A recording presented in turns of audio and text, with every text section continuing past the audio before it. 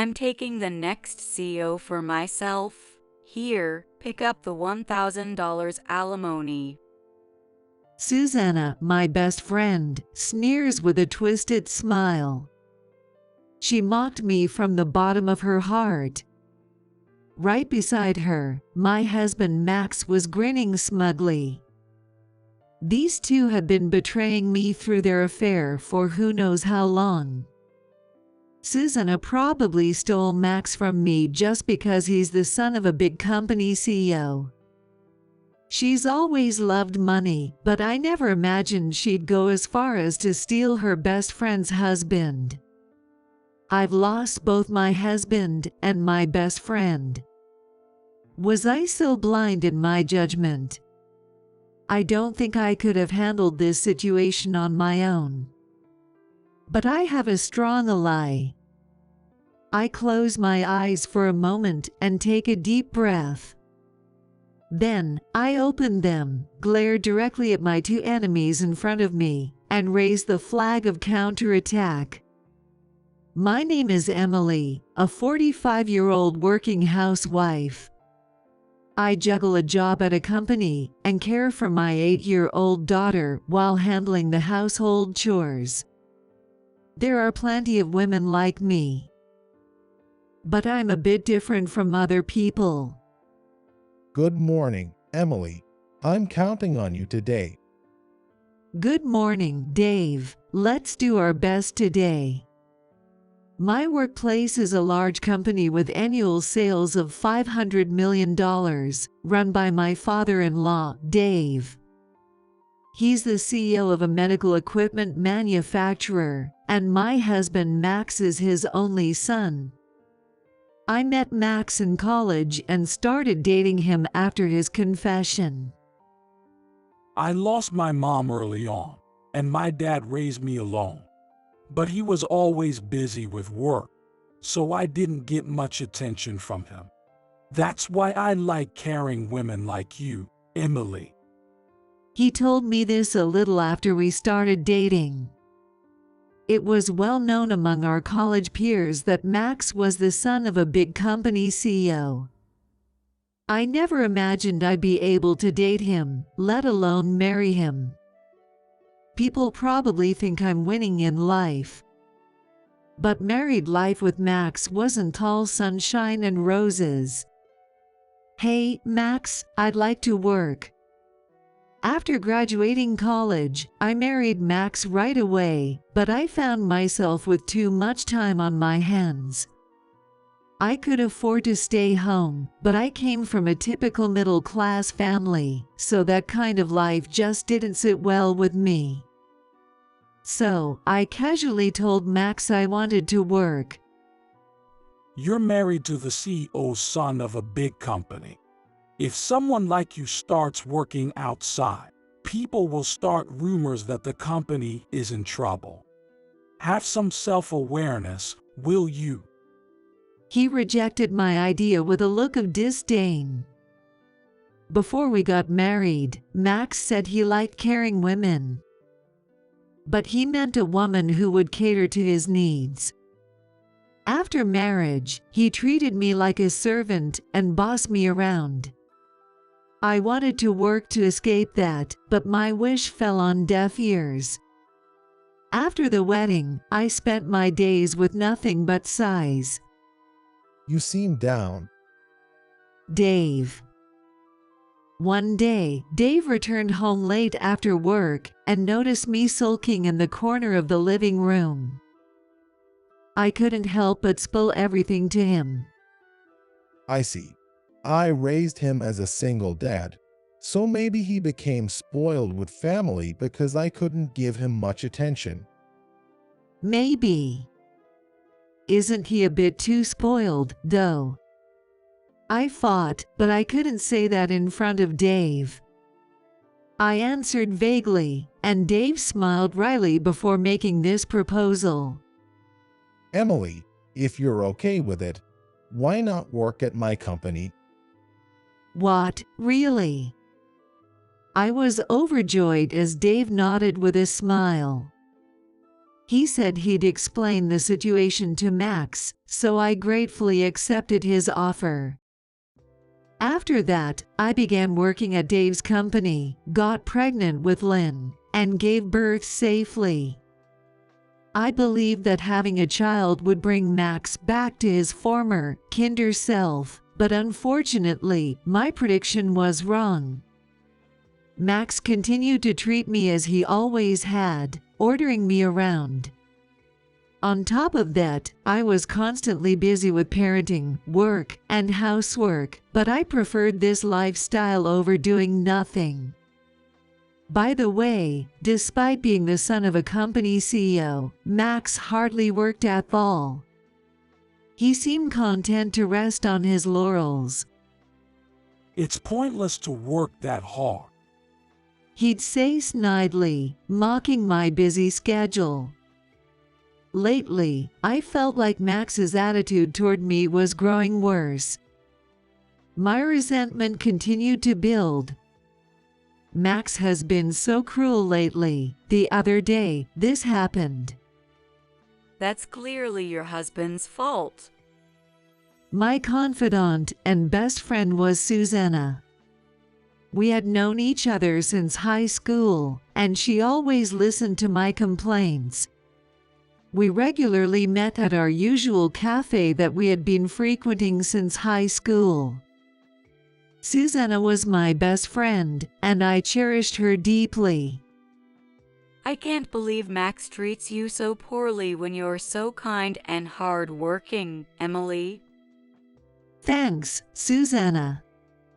Watching her express anger on my behalf made me chuckle. Sipping her favorite orange juice, Susanna continued. But he has always been like that, hasn't he? Have you met Max before, Susanna? Susanna looked briefly surprised, but quickly returned to a smile. I saw him at your wedding, but it's strange to say I know him just from one meeting. I probably formed an image of him just from hearing your stories. I see, Susanna. I didn't realize I complained to you so much. Apparently, I had vented to Susanna so often that she felt like she knew Max personally. I reflected on my actions. Susanna smiled wryly and shook her head. No, it's okay, Emily. Don't worry about it. Would you like some cake? I'm in the mood for something sweet. Sounds good. I continued to complain about Max, but Susanna listened kindly and patiently. Despite the increasing hurtful comments from Max lately, I managed to get through each day thanks to Susanna and Dave. But that daily life came to an abrupt end. Dave, why did you? One day, Dave suddenly fell ill and never returned home. I took care of him in the hospital, hoping for his recovery, but my wishes went unanswered. Though he was still energetic at first, Dave gradually weakened and then passed away. Grandpa. Lynn, who adored Dave, wore a sad expression. She had always accompanied me to the hospital and helped care for Dave. Meanwhile, as for his own son, Max. Since you're visiting the hospital, I don't need to go, right? He didn't visit Dave even once, nor did he show any sorrow when Dave passed away. I'm not really into this stuff, so I'll leave it all to you. He dumped all the arrangements for the funeral and paperwork on me. With help from Dave's legal advisors and employees, I managed, but I was dumbfounded by Max's selfish behavior. He did attend a funeral as Dave's only son, but he didn't pay respects afterward and continued to come home late every night. Hey, I'm back. That day, Max returned home late as usual, and I looked at him with exasperation. Lynn had just finished her bath and was preparing for bed. Max's face was flushed, likely from drinking somewhere. Daddy, you smell like alcohol. Lynn muttered with a look of dismay, much like mine. Max, it hasn't even been half a month since Dave passed away. Where do you go every single day? I finally couldn't stand it any longer and confronted Max, but he just twisted his face in annoyance. It's my life. I can go where I want. Stop prying into my business. You don't have the right to tie me down. But Dave just passed away. So what? I have to stay home all the time. Being around your sad face makes me feel crazy. His unreasonable words made me snap back without thinking. Remember when I wanted to work, you told me to act like a CEO's wife with awareness. How about you start acting like a CEO's son? What will people think if you keep wandering around after your father just died? Whoa. In the middle of my sentence, Max threw his bag at me in anger. Fortunately, the bag didn't hit Lynn or me and fell to the floor instead. Max glared at me with fury in his eyes. Don't talk big to me. Next time you talk back, I won't let it slide. With an angry look, he stormed out of the living room. Left behind were only Lynn and I, stunned. Mom, are you okay? Lynn, who came to her senses before me, looked at me with concern. I forced a smile and turned to her. I'm okay. I'm sorry you had to face something bad, Lynn. It's not your fault, Mom. My kind daughter, who always looked out for me even at times like this, I hugged her gently. Without Lynn, I might have broken down. Despite Lynn grieving over her beloved grandfather, she still managed to offer me comforting words. Marrying Max might have been a mistake, but becoming a family with Dave and Lynn was the precious treasure I gained from this marriage. A few days later, sigh. I had just about managed to get the paperwork sorted, and all that was left was to wait for the memorial mass after Dave's death. Thinking I might have some time now, I was about to contact Susanna to vent when a call from Max. Max, you had gone out again today, called me suddenly. Hello, what's up? I need to talk. Meet me at the cafe near the station. His imperious tone made me want to sigh, as if he had been enjoying himself all day as usual.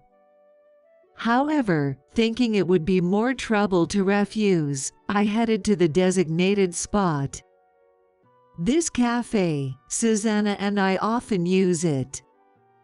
The cafe, which we had been visiting since high school, might look old, but the food served is delicious, and the ambience inside is stylish and calm.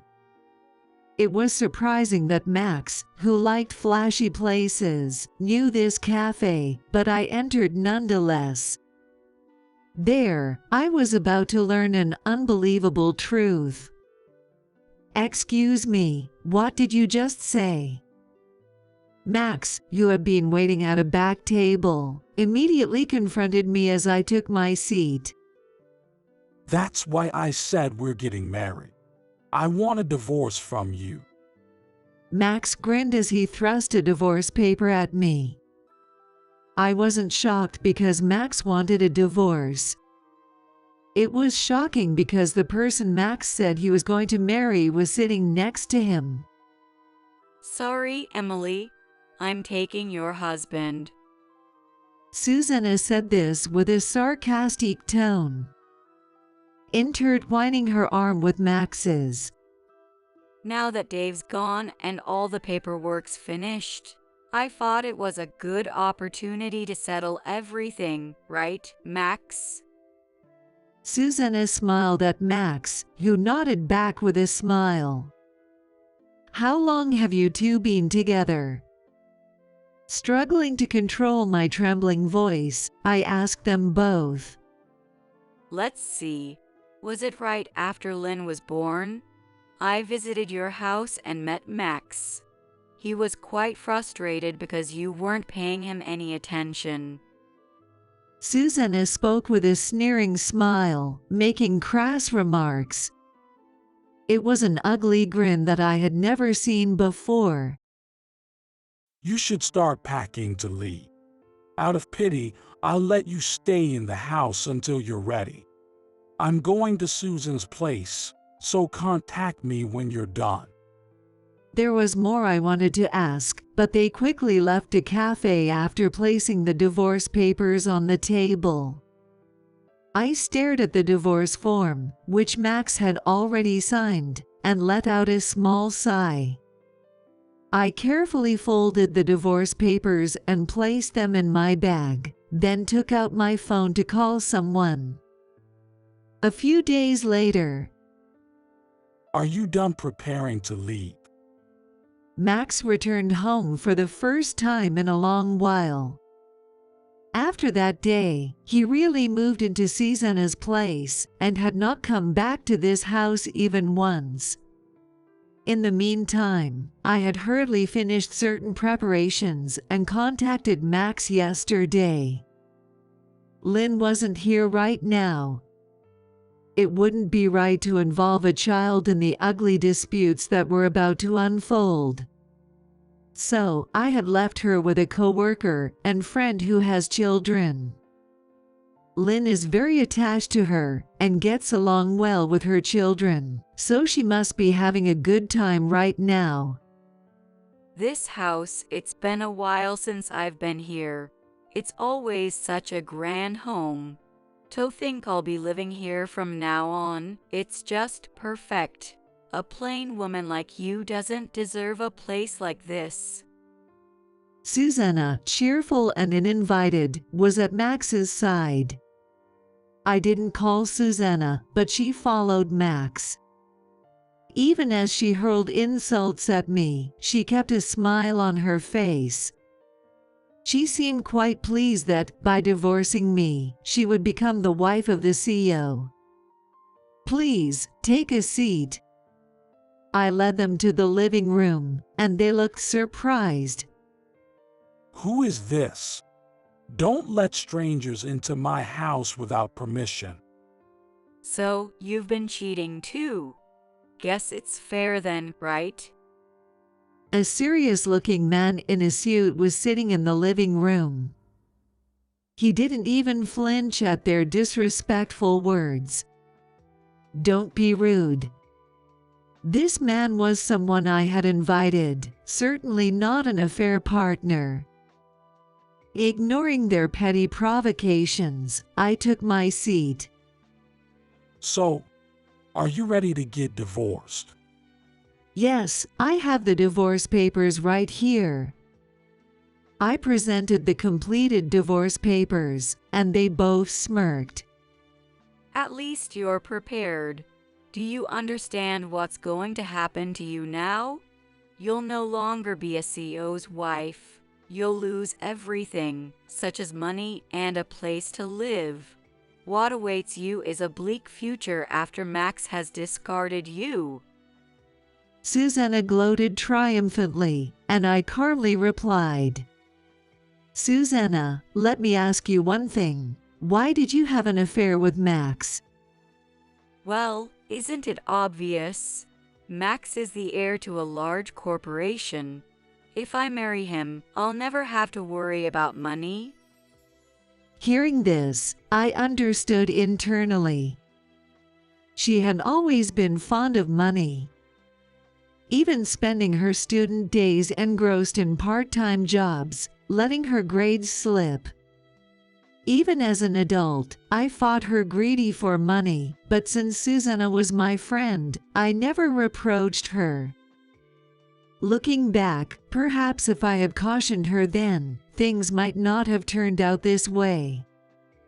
But it was all too late now. Hearing her words, Max shrugged exaggeratedly and wrapped an arm around her waist. Hey, you're just after my money. Oh, I do love you, of course, just as much as I love your money. With a raucous laugh, Susanna turned back to me. Then, as if to prove her point, she pulled out a wad of cash from her bag and tossed it in front of me with a thud. That next CO is mine. Here, take this $1,000 for your divorce. You'll be penniless afterward, so consider this a special gift. How crude these people are. I grimaced at their despicable behavior and thought of a good comeback.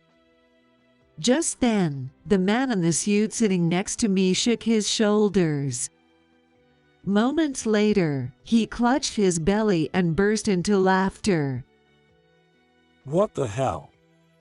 Max let out a surprised gasp. Beside him, Susanna had a puzzled expression. Sorry, my apologies. You just seem to have no grasp of your own situation, so I couldn't help myself. Wiping away tears, the man took out a business card holder. He handed them each a card and introduced himself. Nice to meet you both. I'm John, an attorney who worked with the late CEO Dave. Attorney. Susanna was bewildered. Max looked puzzled, as if he hadn't expected attorney to be in attendance. Then John dropped a bombshell that made them nearly jump out of their seats. So, you're Susanna, Max's mistress. You think he'll become the CEO's wife, but that's a huge misunderstanding. The heir is Emily, and Max is unemployed. John's words left both of them gaping in shock. Watching their faces, I remembered something. When Dave was still conscious in the hospital, he suddenly told me this. Emily, when I pass away, divorce him. Max is cheating on you. Dave's words surprised me, but at the same time, I wasn't too shocked. A few years ago, I found a woman's accessory in Max's bag, along with a hotel receipt, so I knew he was cheating. I briefly considered divorce, but I couldn't entrust Dave to Max, who was always fooling around. Besides, if I divorced Max, I'd get custody, and Dave and Lynn would be separated. Dave and Lynn were so close that I sometimes got jealous. I didn't want to break them up, so I turned a blind eye to Max's infidelity. At the time, I had no idea that Susanna was the other woman, nor did Dave seem to know the details. When I told Dave about it, he looked surprised for a moment and let out a deep sigh. I can't believe my actions have forced you into hardship, Emily. That's not it. Sure, it's partly for our daughter, but I didn't want to be separated from you either. I love you just as much as Lynn does. Dave looked like he was about to cry, but he smiled at my words. Then, with a determined expression, he said something even more surprising. If you're okay with it, I'll leave you everything. What? I don't want my inheritance going to Max. Dave had given up on Max long ago, just as I had. No way, Dave, I don't need your inheritance. Just stay healthy for as long as you can.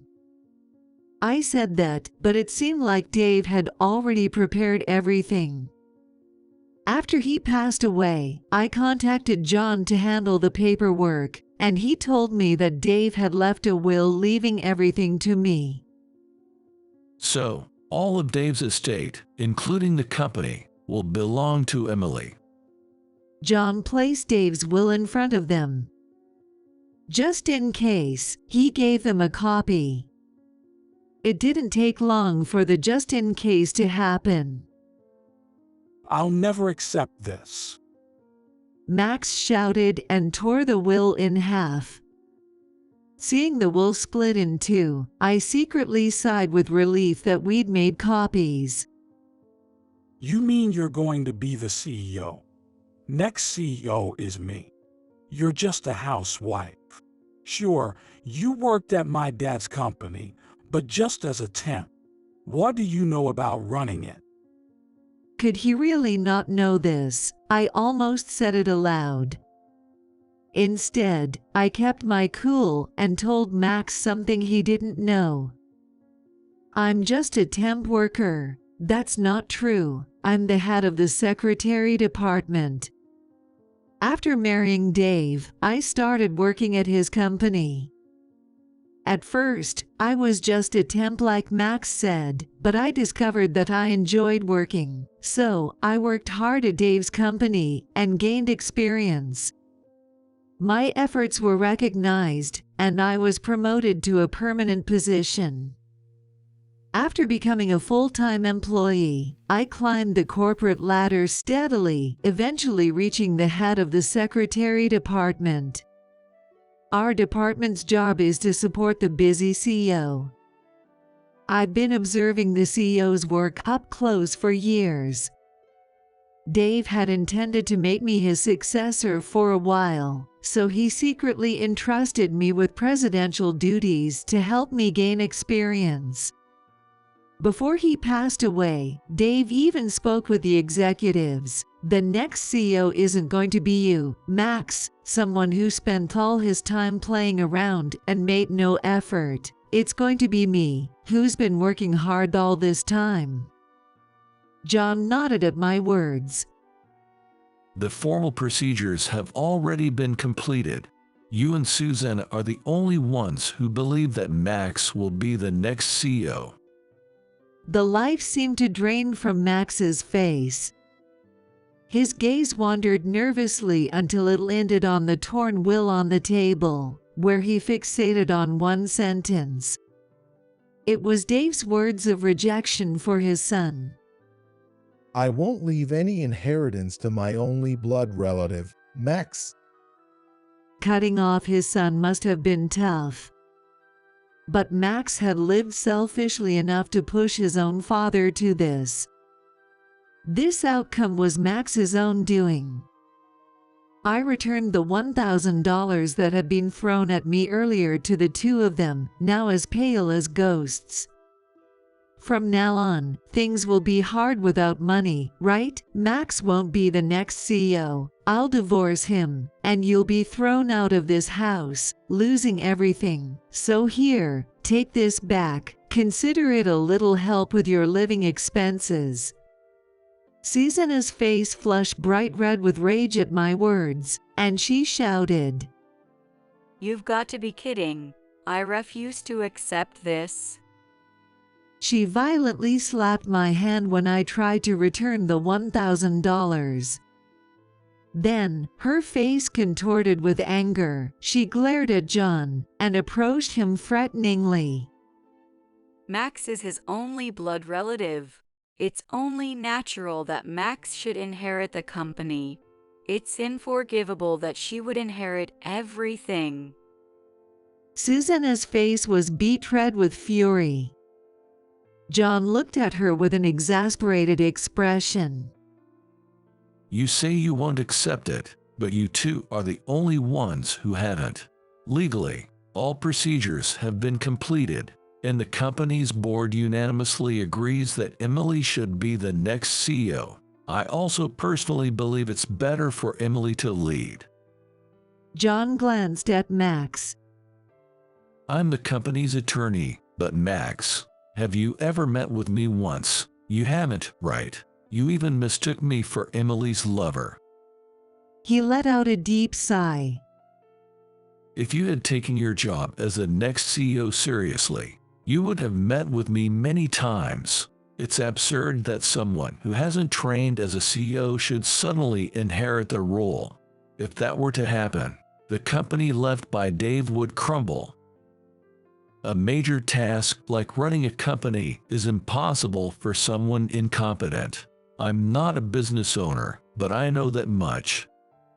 I was a little surprised by John's candid words.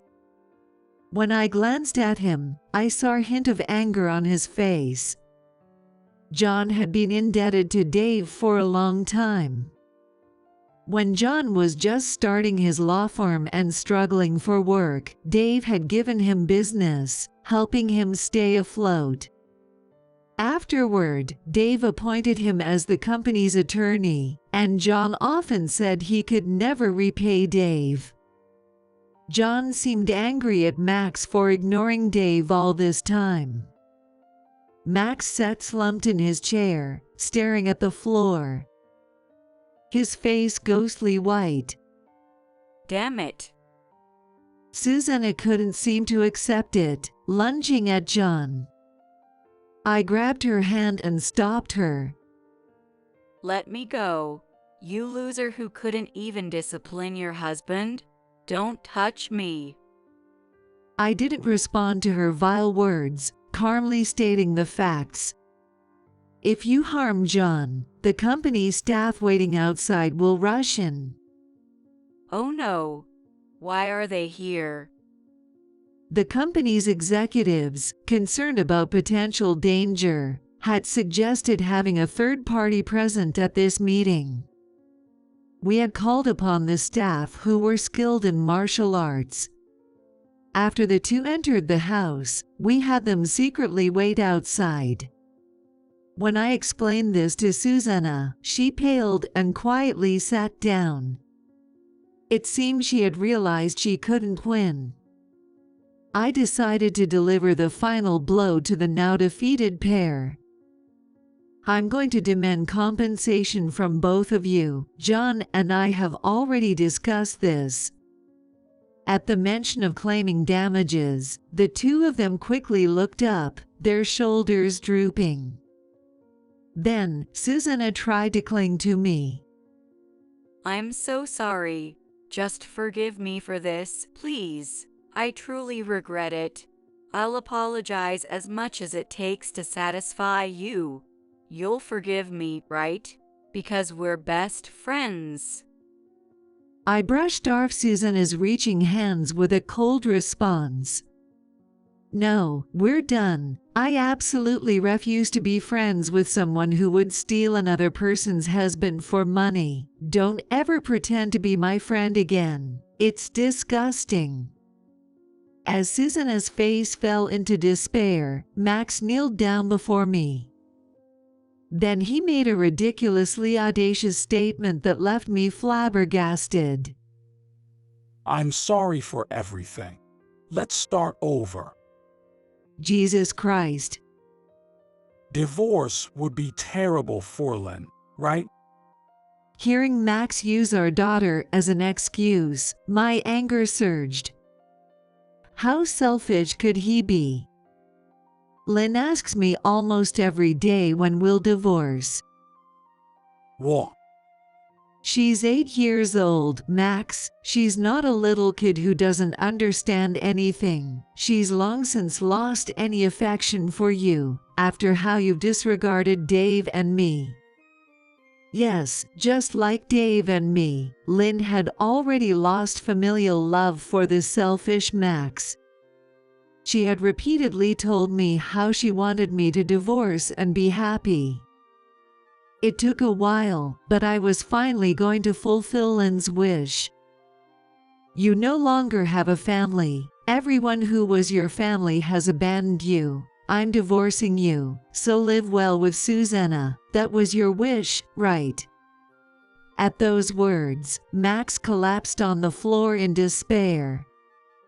Susanna also sat down abruptly, covering her face with her hands and sobbing softly. Later, when I tried to kick them out, they were too busy despairing and crying to leave. So, I asked the company staff waiting outside for help, and they managed to get them out. This house, too, was left to me by Dave. The ownership is already in my name, and it's no longer theirs.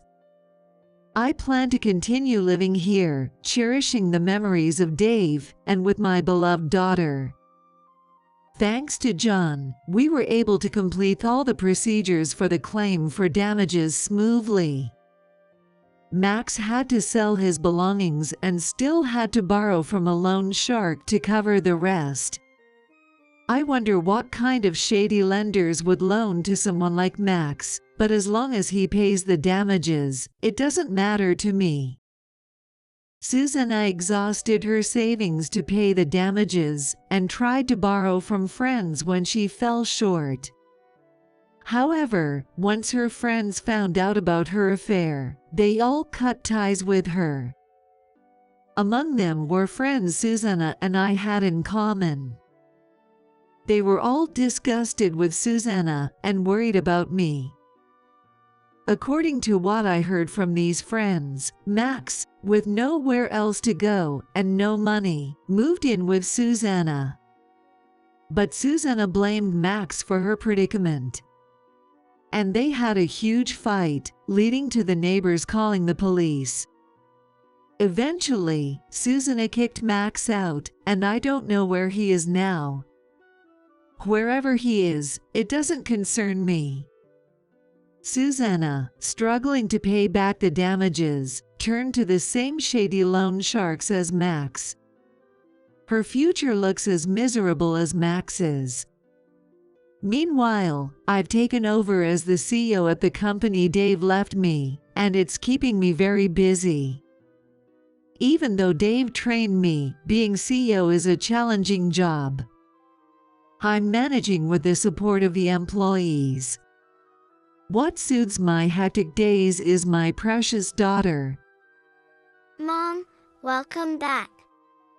You must be tired from work.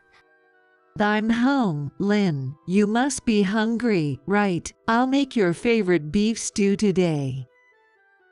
Yay! I love it, Mom. Just seeing Lynn's smile makes all the fatigue vanish. Though the days ahead may be tough, with Lynn by my side, I'm sure I'll be fine. And I know Dave is watching over us from heaven. As long as he can rest easy up there, I'll do everything I can down here.